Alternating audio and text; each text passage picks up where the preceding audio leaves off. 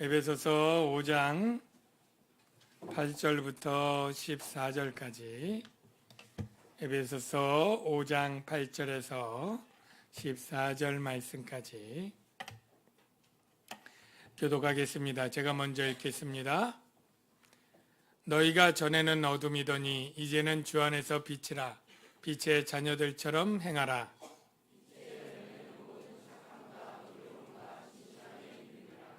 주를 기쁘시게 할 것이 무엇인가 시험하여 보라.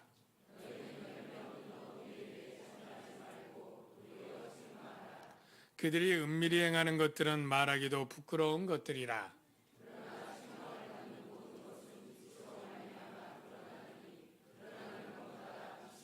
다 같이요.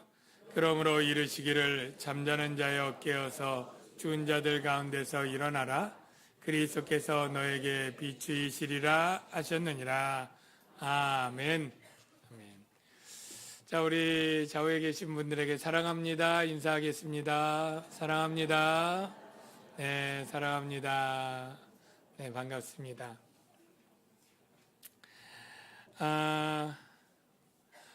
저와 여러분은 모두 예수 안에서 놀라운 구원의 복을 받았습니다.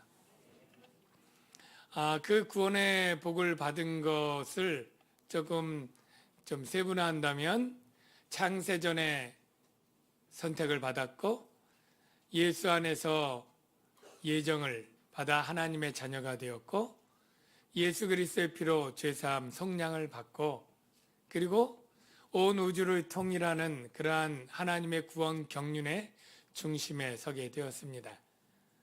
뿐만 아니라 우리는 하나님 나라의 시민이요, 하나님의 가족이요, 하나님의 자녀가 되었고 하늘나라를 소망하며 유업으로 상속받는 자가 되었습니다. 그리스도 안에서 옛사람을 벗고 새 사람이 되었습니다. 그렇기 때문에 우리는 이제부터 새 사람의 합당한 삶을 살라고 사도 바울은 권면하고 있습니다. 여러분 새 사람 된 것 믿습니까? 네. 그렇다면 새 사람의 합당한 삶을 살아야 될 줄로 믿습니다. 그 새 사람의 합당한 삶이 무엇이냐라고 할 때 여러 가지를 가르쳐 주었는데 첫째는 거짓말하지 말라, 그리고 죄 짓도록 분내지 말라, 그리고 도둑질하지 말라, 그리고 교회를 무너뜨리는 말 하지 말라, 또 음행과 탐욕을 버려라, 희롱에 추잡한 농담도 하지 말라 등등을 가르쳐 주었죠. 오늘은 그것을 다시 정리해서 빛의 자녀들처럼 살라라고 말하고 있습니다. 그 말씀이 8절부터 시작되고 있는데요. 너희가 전에는 어둠이더니 이제는 주 안에서 빛이라 라고 얘기를 합니다. 먼저 빛은 무엇이고 어둠은 무슨 의미일까요? 이걸 우리가 과학이나 다른 언어 사전을 보고 찾을 것이 아니라 이 성경 안에서 무엇으로 비유하고 있는지 그거를 살펴봐야 되겠죠. 이 성경 안에서 빛이 어떻게 쓰였는지는 요한복음에서 요한이 많이 쓰고 있는데요. 그 세 구절 정도를 같이 한번 찾아 읽어보겠습니다. 요한복음 1장 4절 5절에 이렇게 말합니다. 그 안에 생명이 있었으니, 여기 그 안은 예수님 안을 말하고요. 이 생명은 사람들의 빛이라. 여기 힌트가 하나 나왔죠? 네, 예수 안에 생명, 그 생명이 빛이다 이렇게 얘기를 합니다. 그 다음 구절 보면 빛이 어둠에 비치되 어둠이 깨닫지 못하더라 되어 있고요. 그 다음 말씀 보면 참빛, 여기 참빛도 바로 세상에 온 성육신한 예수님이죠. 각 사람에게 비추는 빛이 있었나니, 여기 예수님이 빛이라고 또 표현을 했고요. 그 다음에 8장 12절에 보면 예수께서 또 말씀하여 이르시되 나는 세상의 빛이니, 예수님이 빛이다. 나를 따르는 자는 어둠에 다니지 아니하고 생명의 빛을 얻으리라.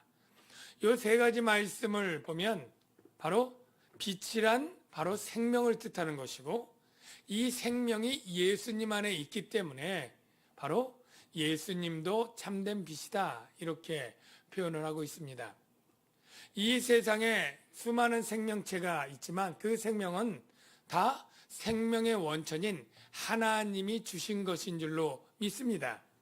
이 모든 생명 없을 때 생명의 주인이신 하나님이 창조하시고 각 생물체에게 생명을 주시고 사람도 그 코에 생기를 불어넣어 생명이 되게 하시고 모든 생명은 다 하나님에게서 온 줄로 믿습니다. 그래서 빛이 생명이고 바로 예수님이 참빛이 되는 거죠. 그런데 문제는 전에는 어둠이었다는 거예요. 그러면 어둠은 빛이 생명이라면 어둠은 무엇일 가능성이 큽니까? 바로 죽음이죠. 사망입니다. 그러면 그렇게 해서 다시 성경을 읽어보면 너희가 전에는 사망 가운데 있더니 이제 주 안에서 생명을 얻은 빛이 되었다. 그렇게 말씀하고 있는 거죠. 에베소 교회 성도들은 예수님을 믿기 전에 물론 불신자였고 우상 숭배자였고 음행을 행하던 자들이었습니다. 그들의 영은 살았으나 죽은 자요.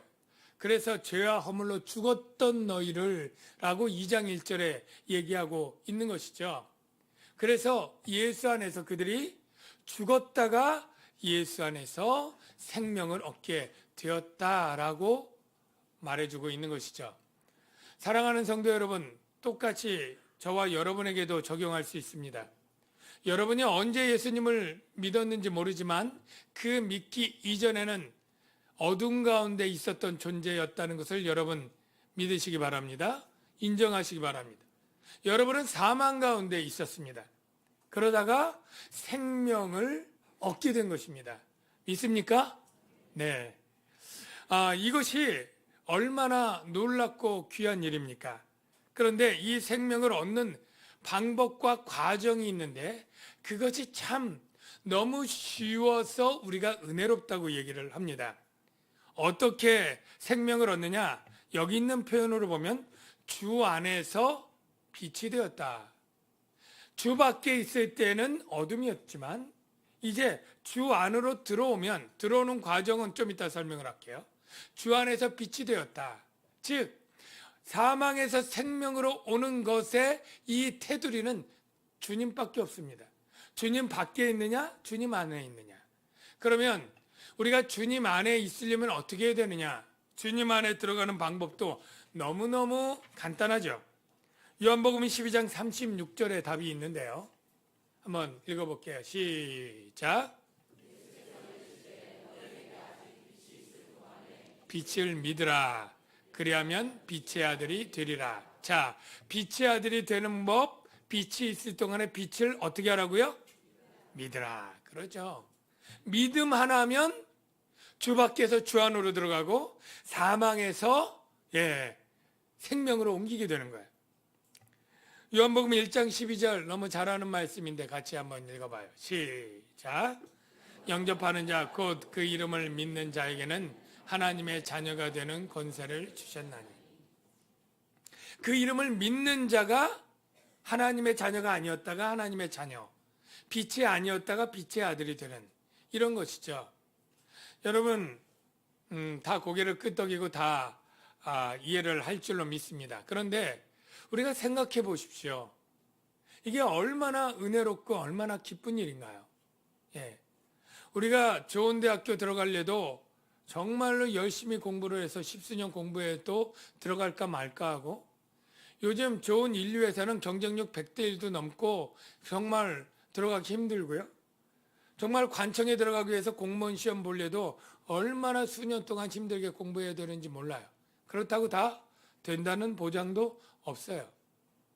하나님 나라는 그에 비하면 얼마나 좋은 곳입니까? 얼마나 들어가기 힘들고 어려워야 마땅한 것일까요? 평생을 애쓰고 노력하고 준비하고 해도 그 나라에 들어가는 것은 너무나 영광스럽고 기쁜 일일 텐데요. 이것이 단지 뭐로요? 믿음으로. 믿기만 하면 주 밖에서 주 안으로 사망에서 생명으로 옮긴다고 하는 것이 얼마나 기쁘고 즐거운 일입니까? 그래도 표정들을 보면 하나도 지금 뭐 별로 기쁘거나 즐거운 것 같지 않은데요. 지금 음미하고 계신 거죠? 그 기쁨을. 네.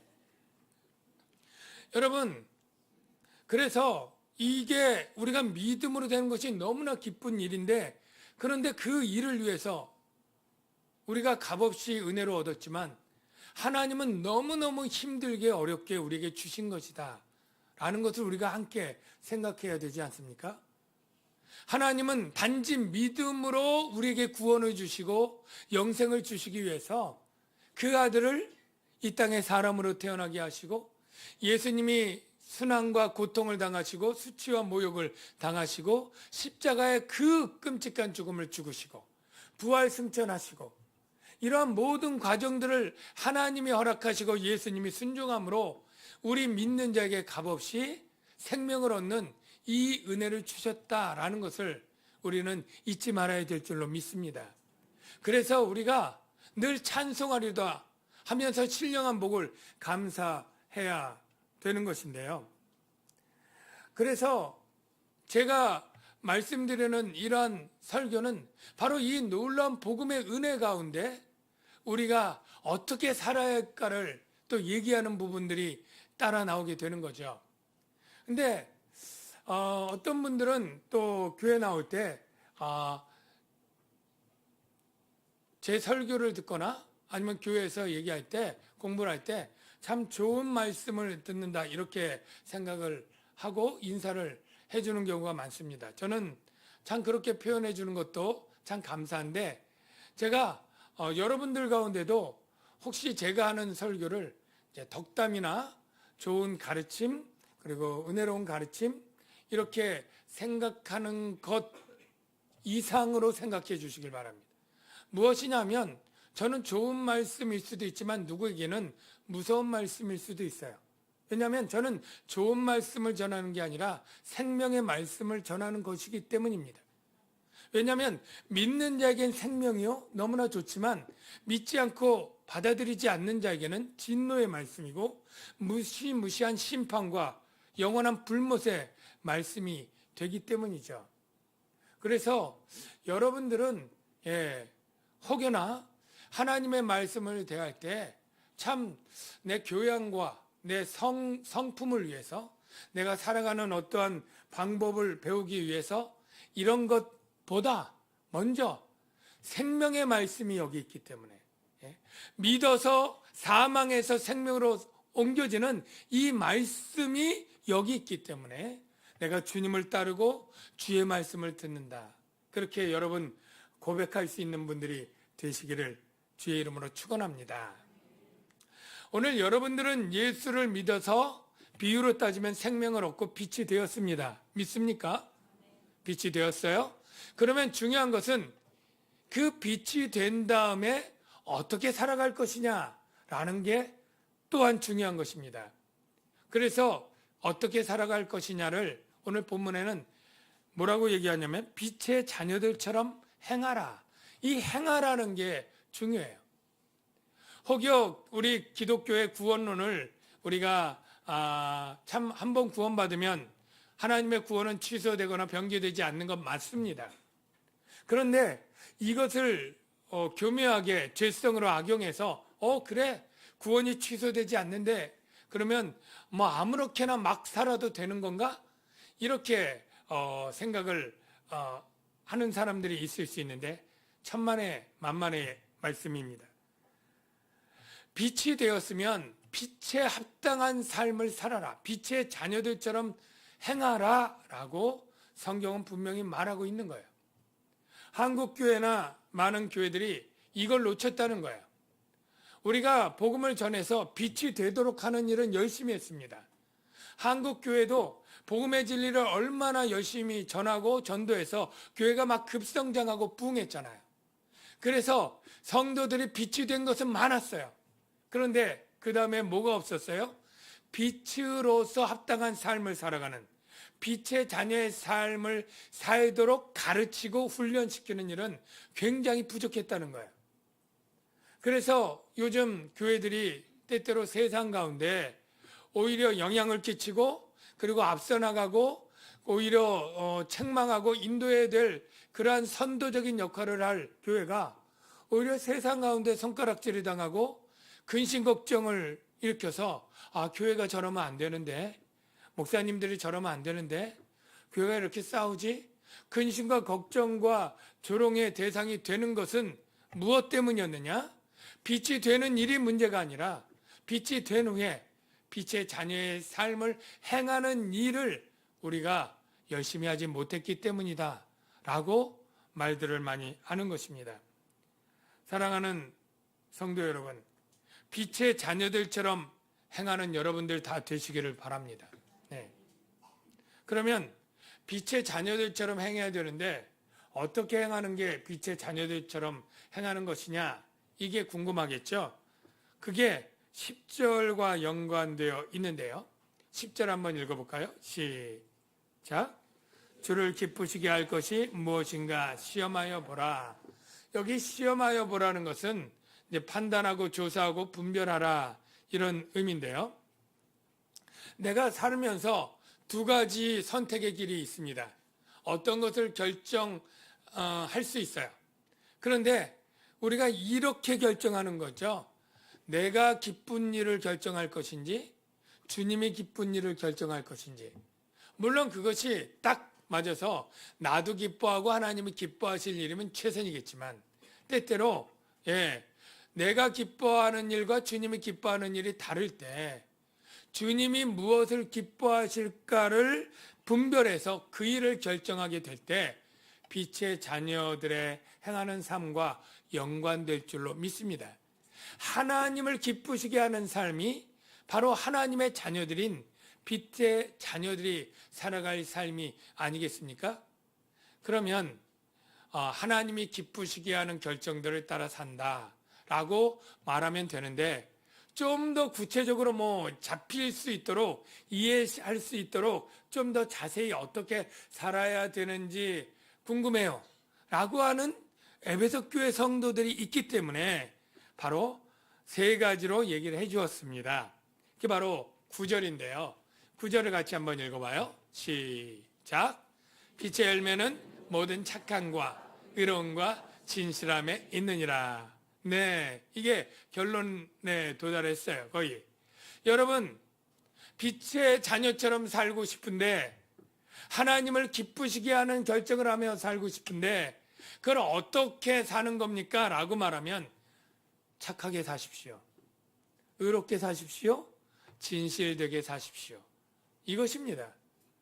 여러분이 내가 빛의 자녀처럼 잘 살고 있는가 궁금하면요. 여러분 주위에 직장 다니는 동료들이 저 김집사 참 착한 사람이야. 잘 살고 있는 것입니다. 아니 참 못됐어. 이렇게 들으면 잘 못 살고 있는 거죠. 저 사람 불의하거나 부정한 짓을 할 사람이 아니야. 그러면 그는 빛의 자녀처럼 잘 살고 있는 거예요. 또 저 사람 말을 믿을 수가 없어. 잘못 살고 있는 거예요. 저 사람은 진실된 사람이고 거짓말하지 않는 사람이야. 저 사람이 나오는 모든 말은 진심이고 진실이야. 라고 한다면 그는 잘 살고 있는 거예요. 빛의 열매를 맺고 있는 것입니다. 어렵게 생각하면 안 돼요. 근데 착한 게 어떻게 사는지 모른다고 할 때 착하다? 여러분 착한 삶이 뭐예요? 제일 비슷한 건 성경을 찾아보면 너그럽고 관대하다라고 되어 있는데요. 우리가 누군가에게 서로 단점이 있고 허물이 있고 할 때 우리가 좀 너그럽게 품는 거예요. 그리고 이해하는 거고 용납하는 거죠. 현장에다 가늠하다 잡힌 여인이나 그리고 예수님의 창으로 찌르는 로마 군인들에게도 예수님은 너그럽고 그들을 품고 용서의 기도를 하지 않습니까? 바로 이런 삶을 사는 것이죠. 여러분 이렇게 할 때 하나님이 기뻐하시고 하나님이 영광을 받는 거예요. 제가 전에도 얘기를 했습니다만 다시 한번 얘기하면 우리가 하나님을 영광을 돌리는 일을 많은 사람들이 스스로건 아니면 누가 가르쳐 주지 않아도 세상적 기준의 성공을 가지고 영광을 돌리는 것이라고 스스로들 생각을 많이 해요. 우리 고3 되면 인류대학 가서 하나님께 영광을 돌리겠다고 하는 얘기하고 스포츠 선수들은 올림픽에 메달 따서 영광 돌리겠다고 물론 크리스찬 경우에. 또 연예인 경우에는 대종상을 타거나 무슨 상을 탈 때, 사업을 하는 사람은 사업이 잘 돼서 번창해서 돈을 많이 벌면서 하나님께 영광을 돌리겠다고 하고요.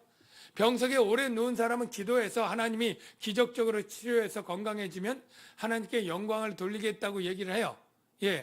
그 마음 자체를 제가 비난하는 거 아니에요. 좋습니다. 우리가 범사에 감사하고 모든 일을 영광을 돌려야 되는데 그런 일이면 당연히 영광을 돌려야 되겠죠. 그런데 그런 말 뒤 얘기는 안 했지만 그렇게 안 되면 영광을 못 돌릴까요? 아픈 사람이 건강하게 되지 못하면 영광 못 돌릴까요? 그러면 돌리고 싶어도 수많은 사람은 정말 아팠다가 기적적으로 낫는 사람은 소수잖아요. 인류대 합격하는 학생도 소수잖아요. 상 받는 사람 소수고 승진하는 사람 소수면 대다수의 선하고 하나님께 영광을 돌리고 싶어하는 선한 그리스도인들 대다수는 하고 싶어도 영광을 못 돌리게 되는 결과가 나오잖아요. 여러분, 이거 아닙니다. 물론 그럴 때도 영광을 돌릴 수 있지만 아니어도 얼마든지 삶에서 영광을 돌릴 수 있습니다. 어떻게 해요? 바로 착하게 살면, 의롭게 살면, 진실하게 살면, 열매를 맺는 삶을 살아가면 하나님께 영광을 돌리는 것입니다. 제 말이 아니고요. 예수님 말씀이에요. 예수님이 직접 말하기를 열매를 많이 맺으면 내게 영광을 돌리는 것이다 라고 직접 가르치고 말씀해 주었지, 세상적 기준으로 어떠한 일이 되었을 때 영광을 돌린다, 그런 의미 아닙니다. 그래서 그 말씀을 한번 확인해 보겠는데요. 요한복음 15장 5절 8절입니다. 자, 보세요. 나는 포도나무여 너희는 가지라. 그가 내 안에 내가 그 안에 거하면 사람이 열매를 많이 맺나니 너희가 열매를 많이 맺으면 내 아버지께서 뭐요? 영광을 받으실 것이요. 분명하잖아요. 열매를 많이 맺으면 영광을 얻는 거예요. 여러분, 빛의 열매 착하게 사십시오. 그게 열매예요. 하나님 영광 받으시는 거예요. 저 사람 참 착해. 예수 믿는데 하나님 영광 받으시는 거예요. 저 사람 참 착해. 불의하지 않아. 영광 받으시는 거예요. 저 사람 참 그 말에 거짓이 없고 진실돼. 그게 열매고 영광을 받으시는 것입니다. 여러분, 그렇게 여러분 영광 돌릴 수 있고 날마다 돌릴 수 있고 매 순간 어디에서나, 직장에서 정직하면 직장에서, 학교에서 다 컨닝할 때 정직하면 공부 못해도 그 애가 영광 돌리는 거예요. 고위 공무원 안 되고 승진 안 돼도 거기 부정하고 뇌물할 때 나는 말단 공무원으로 정직하게 청렴하게 하면 그 사람이 영광 돌리는 것입니다. 열매로 영광 돌리는 것이지 지위나 신분이나 성과나 결과가 아니다 라는 건 여러분 분명히 아시기를 바랍니다.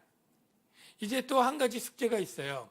나는 이렇게 바르게 잘 사는데 믿지 않는 내 가족, 불신자인 내 가족들은 아직도 어두움의 일들, 죄의 일, 열매라고는 하나도 없는 일들을 하게 될 때 나는 어떻게 그들을 대해야 될 것인가?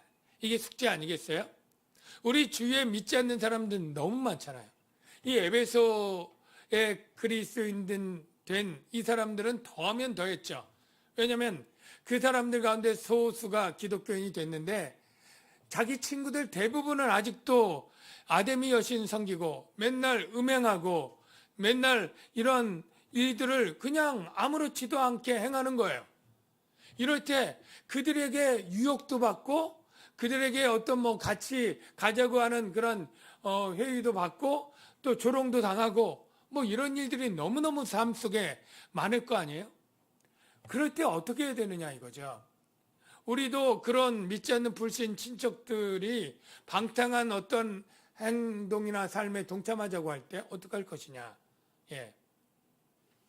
또 음란한 이러한 일을 마치 로맨스라고 여기고 계속 바람을 피고 자랑스럽게 생각하는 믿지 않는 사람들을 생각할 때 어떻게 할 것이냐라는 그런 일에 직면하게 되죠. 그때 바울이 뭐라고 얘기를 하고 있는지 봅시다. 11절, 12절이에요. 우리 한번 그 말씀 읽어봐요. 시작. 너희는 열매 없는 어둠의 일에 참여하지 말고 도리어 책망하라. 그들이 은밀히 행하는 것들은 말하기도 부끄러운 것들이라. 자, 12절은 그들이 은밀히 행하는 건 굉장히 부끄러운 일이기 때문에 그들이 아무리 속된 말로 유혹을 하고 꼬시고 같이 하자고 그리고 막 강압을 하고 압력을 해도 어떻게 하라고요? 어둠의 일에는 참여하지 말라. 여러분, 우리가 세상 사람들을 전혀 접촉하지 않을 수는 없을 거예요. 같이 동료고 같이 친척이기도 하고 뭐 이렇게 하는데 어떻게 안 하겠어요. 같이 밥도 먹고 교제도 하고 얘기도 하고 차도 마시고 운동도 하고 목욕도 하고 다 일상생활 같이 참 잘 하십시오. 섬기면서 하십시오. 그러나 그 일이 은밀하게 행하는 부끄러운 죄악의 어둠의 일이라고 하면 거기서 끊어야 되는 거예요. 참여하지 말라는 거예요. 동참하지 말라는 거예요. 그 일은 동참하지 말라는 거예요. 예. 왜냐? 그건 부끄러운 일이고 빛의 자녀들이 합당치 않기 때문에 참여하지 말라는 거예요. 그리고 어떻게 하라고요? 참여하지 않을 뿐더러 도리어 뭐 하라고요? 책망하라. 자, 이거 잘 들어야 됩니다. 설교 잘 안 듣고 책망해? 이제부터 이제 김 집사 왜 그렇게 살아? 이 집사 박 집사 그게 뭐야?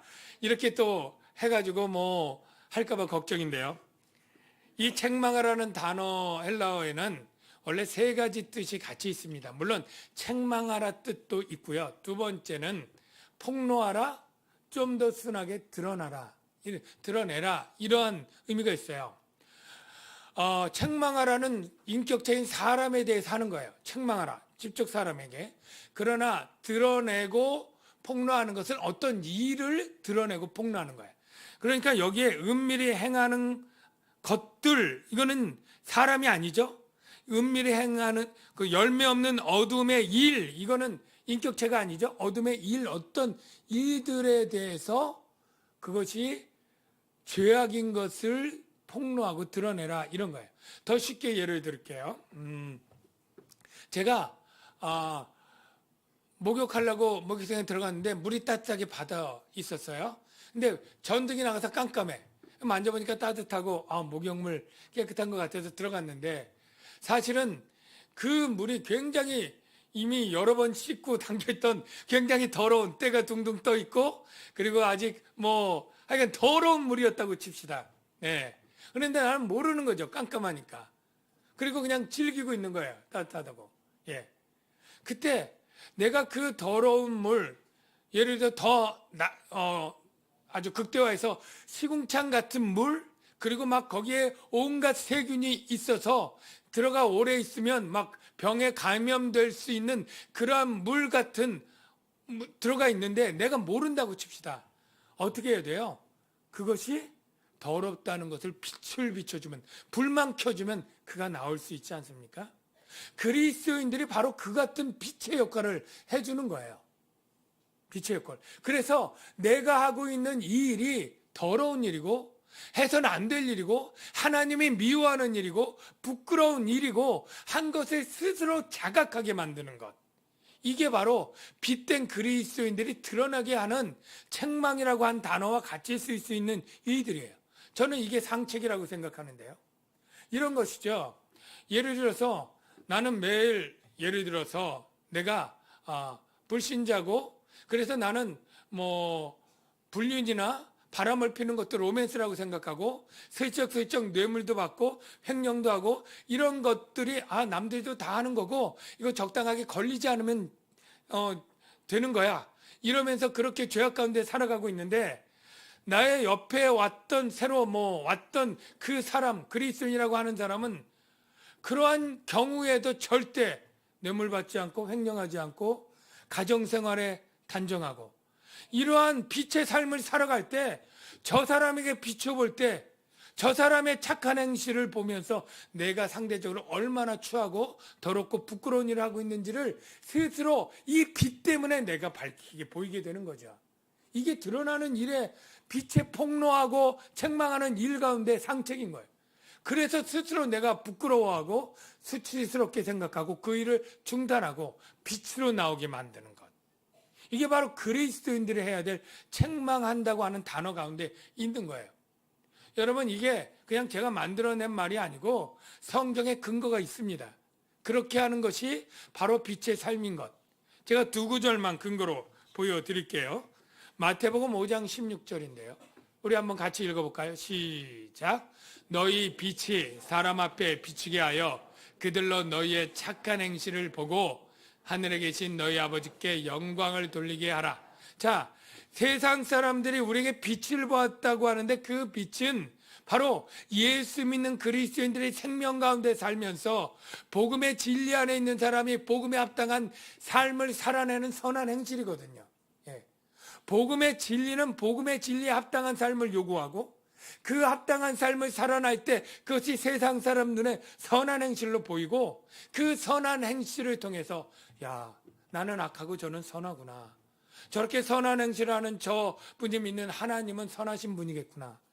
이렇게 하고 하나님을 찬양하고 하나님께 호감을 갖고 하나님께 나오게 되지 않겠습니까?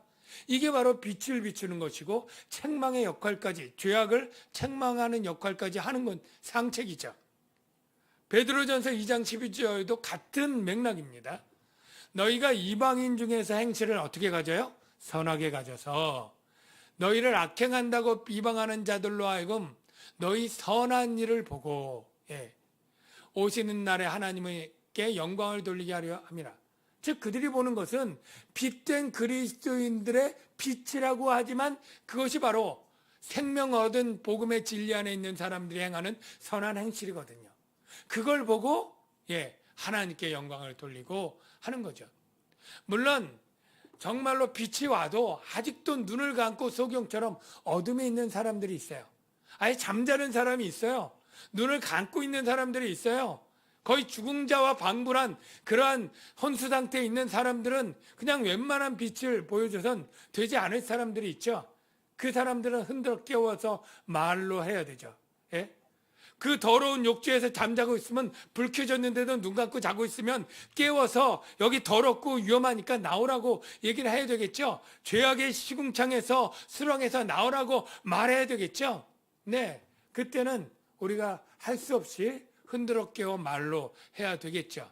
그래서 처음에 책망할 때 무조건 우리가 말로 하는 게 아니라 야단치는 것이 아니라 선한 행실을 통해서 우리가 그에게 빛을 비춰주고 스스로 죄악을 깨닫고 부끄러워 나올 수 있도록 하고 그것이 안 될 때 그것도 겸손하고 오래 참고 그리고 나는 이미 됐고 너는 안 됐다는 마음이 아니라 우리가 이런 죄악 가운데 나와야 된다고 하는 겸손과 온유의 말을 권면으로 그를 죄악 가운데서 건져내도록 우리가 말해야 될 것입니다. 그래서 이르시기를 잠자는 자여 깨어서 죽은 자들 가운데서 일어나라. 그리스도께서 너에게 비추이시리라 하셨느니라. 이사야 선지자의 두 말을 합해서 사도 바울이 이야기하면서 바로 예수 그리스도의 빛이 죽은 자들에게 비출 때 그들을 깨어서 살리게 하는 것처럼 이제 우리 빛이신 우리 그리스도인들의 사명이 무엇이냐? 바로 빛의 삶을 살면서 바로 진리의 그 복음에 합당한 삶을 통해서 죽어가는 영혼들을 빛이 되도록 인도하는 전도의 사명도 같이 감당하는 것. 이게 바로 주님이 바로 빛된 그리스도인에게 요구하는 그러한 열매라고 믿습니다. 저와 여러분들이 이렇게 열매 맺어서 하나님께 영광을 돌리고 또 죽어가는 영혼들을 빛으로 살리는 그러한 그리스도인들이 다 되시기를 주의 이름으로 축원합니다. 이 시간에 우리 같이 찬양 부를 것은 지난주에 부른 찬양처럼 바로 우리에게 말씀하시고 우리를 가르치소서 우리의 마음을 열어주옵소서 주님의 말씀을 겸손히 기다리겠습니다 하는 내용이 담긴 그러한 찬양인데요. 오늘 이곳에 계신 성령님, 우리 찬양 같이 가사를 생각하면서 불러야 돼요. 가사를 생각하면서